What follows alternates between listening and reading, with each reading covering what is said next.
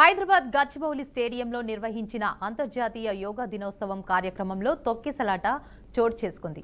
యోగా కార్యక్రమం పూర్తయిన వెంటనే టిఫిన్ కోసం విద్యార్థులు ఒక్కసారిగా గేట్ వైపు దూసుకెళ్లడంతో ఈ ఘటన జరిగింది.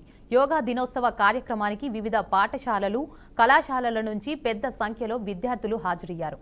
గేట్ నంబర్ 2 వద్ద భారీగా జనం గుమికూడటంతో తీవ్ర ఉద్రిక్తత నెలకొంది. ఈ తొక్కిసలాటలో ఓ యువతి అపస్మారక స్థితిలో కుప్పకూలింది. వెంటనే అక్కడ ఉన్న అధికారులు అంబులెన్స్లో ఆమెను సమీపంలోని ఆసుపత్రికి తరలించినట్లు తెలిపారు.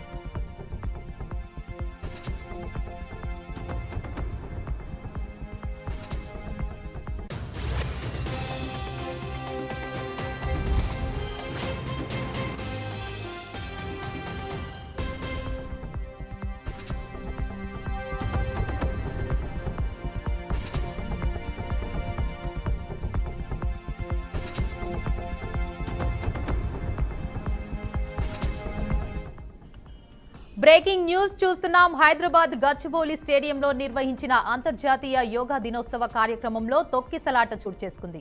యోగా కార్యక్రమం పూర్తయిన వెంటనే టిఫిన్ కోసం విద్యార్థులు ఒక్కసారిగా గేట్ వైపు దూసుకెళ్లడంతో ఈ ఘటన జరిగింది.